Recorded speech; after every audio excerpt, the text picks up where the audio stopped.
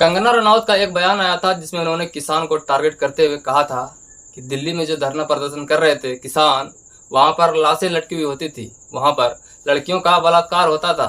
और उन्होंने ये भी कहा कि वो जो किसान धरना दे रहे थे वो चीन और पाकिस्तान से मिले हुए लोग थे। इसी बात पर पलटवार करते हुए कांग्रेस की प्रवक्ता सुप्रिया श्रीनेत जी ने उन्हें करारा जवाब दिया है और उन्होंने बीजेपी सरकार से मांग की है कि इस वाहियात सांसद को आप निलंबित कीजिए। देखिए उन्होंने क्या कहा था, और इस वीडियो को देखते देखते आप लोग इस वीडियो को लाइक करके चैनल को सब्सक्राइब जरूर कीजिए। देखिए। आप सबको मेरा नमस्कार। कल एक बेहद वाहियात बयान इस देश को सुनने को मिला और वो सुनकर बहुतों का सिर शर्म से झुक गया और बहुत लोग बेहद आक्रोशित हुए।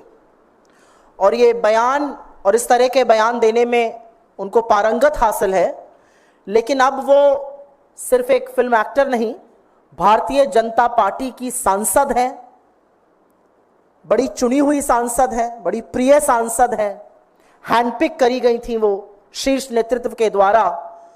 कंगना रनावत ने कल कहा कि किसान आंदोलन के जो किसान थे उनको बलात्कारी और हत्यारा बताने का काम किया। इस देश के अन्नदाताओं के खिलाफ ऐसे शब्द शायद ही किसी राजनेता ने इस देश के लंबे इतिहास में कभी बोले हों। इस देश के अन्नदाताओं को बलात्कारी और हत्यारा बताया और उसके बाद यह भी कहा कि ये जो सारा किसान आंदोलन था, जो किसान अपने हक की, अपने अधिकारों की, अपने सशक्तिकरण की लड़ाई लड़ रहे थे, जो प्रदर्शन शांतिपूर्ण था, जहां 700 से ज्यादा किसानों की शहादत हो गई, जहां 1.25 से 1.5 साल तक किसान खुले आसमान के नीचे गर्मी, पानी, बरसात, आंधी में, ओलों में बैठे रहे, वहां पर इनका कहना है कि ये अमेरिकी और चीनी शक्तियां ऐसा कर रही थी। अमेरिका और चीन हमारे देश में दखलंदाजी कर रहा था, अस्थिरता पैदा कर रहा था किसान आंदोलन करा के। तो जाहिर है इस पर आक्रोश होना था। जाहिर है इस देश की रीढ़ की हड्डी किसान है। जाहिर है कि जो किसान धरती का कलेजा फाड़कर अन्न उगाता है, उसको चिंता नहीं कि गर्मी हो, आंधी हो, पानी हो, बरसात हो, ओले हो, वो अन्न उगाता है, हमारा पेट पालता है। उस किसान को अगर बलात्कारी और हत्यारा कहा जाएगा तो आक्रोश होगा। और एक बात यह भी सच है कि किसान चाहे पंजाब का हो, चाहे हरियाणा का हो, चाहे उत्तर प्रदेश का हो, चाहे कर्नाटका का हो, यह असम्मान तो कोई नहीं सहेगा। तो आक्रोश बहुत हुआ और सवाल हुआ बीजेपी से कि क्या ये आपकी सांसद कह रही हैं या ये आपका आधिकारिक स्टैंड है? क्या आप भी आंदोलन करने वाले किसानों को, हक के लिए लड़ने वाले किसानों को हत्यारा और बलात्कारी बताते हैं? क्या यह आपकी सरकार का मत है? क्या यह आपका मत है? अपना स्टैंड क्लियर कीजिए। तो आज एक रेयर मूव में, क्योंकि हरियाणा का चुनाव भी पास में है और आगामी हार तो ऐसी है कि चुनाव टालने की मांग हो रही है। पता है कि 240 पर लाकर देश के मजदूर और किसानों ने सबक सिखाया है, अभी हरियाणा बिस्तर बोरिया बंधवाने वाला है। तो एक स्टेटमेंट आया भारतीय जनता पार्टी की ओर से जिसमें कहा गया कि किसान आंदोलन के परिप्रेक्ष्य में दिया गया बयान पार्टी का मत नहीं है, उनसे गहरी असहमति है इस बयान से और नीतिगत विषयों पर बोलने के लिए ना वो अधिकृत है, ना उनको अनुमति है और उनको निर्देशित किया गया है कि वो इस प्रकार के बयान भविष्य में ना दें। तो हमारे इस मंच से कुछ सवाल हैं। आपकी चुनी हुई सांसद है, चहेती सांसद है, बड़ी लोकप्रिय है आप लोगों के पार्टी में। अगर ये उनका मत नहीं है, अगर आपकी पार्टी का ये मत नहीं है, तो निकाल बाहर करिए ऐसे सांसद को।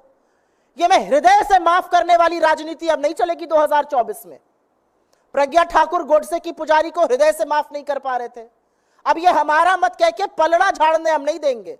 अगर ये आपका मत नहीं है तो इस देश के किसानों के खिलाफ जिसने इस तरह की बात की है उसको किसी कीमत पर संसद में बैठने का हक नहीं है।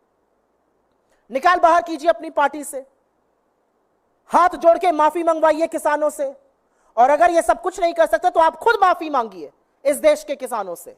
ये तो बात किसानों के बारे में हो गई। उन्होंने एक अत्यंत विचलित करने वाली बात आगे भी कही थी जिसका मैंने उल्लेख किया है। उन्होंने कहा यहां पर बांग्लादेश जैसी स्थिति बनाने का काम अमेरिका और चीन कर रहे थे।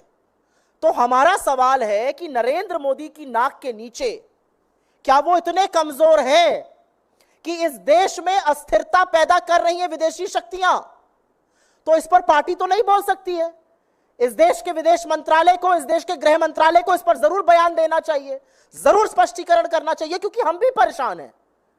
आपकी सांसद कह रही हैं कि हिंदुस्तान की सरजमी पर अस्थिरता पैदा करने का काम दो विदेशी ताकतें अमेरिका और चीन कर रहे हैं। इस पर आपका क्या मत है? क्या यह सच है?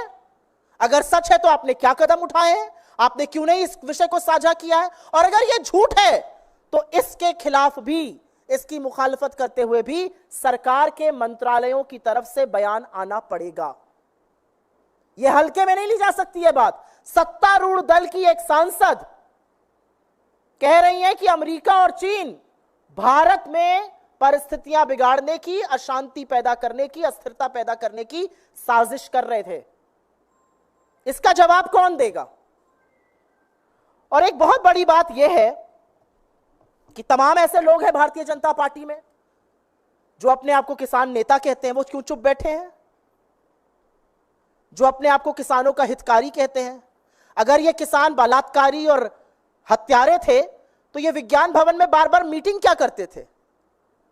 अगर ये किसान इतने दुष्कर्मी थे तो इन किसानों के आगे नरेंद्र मोदी को घुटने टेककर नाक रगड़ के काले कानून वापस क्यों लेने पड़े?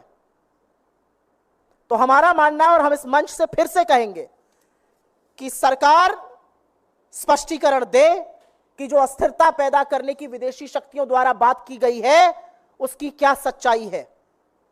पार्टी पलड़ा नहीं झाड़ सकती है कहकर कि यह हमारी राय नहीं है। आपकी राय नहीं है तो जिसकी इतनी कुत्सित राय है उसको अपनी पार्टी से निकाल फेंकिए।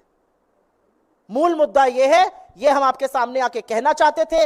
इस देश के, आजाद हिंदुस्तान के इतिहास में कभी भी हमारे किसानों को इन शब्दों से नवाजा नहीं गया है, और सत्तारूढ़ दल की एक सांसद ये करती है, और बीजेपी बस ये मुंह मोड़ लेगी कि यह हमारा मत नहीं है। अगर आपका मत नहीं है तो निकाल फेंकिए, और सरकार के स्पष्टीकरण का हम इंतजार करेंगे, क्योंकि देश में विदेशी ताकतें काबिज है। नरेंद्र मोदी की सरकार इतनी कमजोर है और यह सब हो रहा है, उसका भी सत्य सामने आना चाहिए। तो दोस्तों, आप लोगों ने ये वीडियो देख लिया तो आपको ये वीडियो कैसी लगी कमेंट बॉक्स में लिखिए, और इस वीडियो को लाइक करके चैनल को सब्सक्राइब जरूर करें।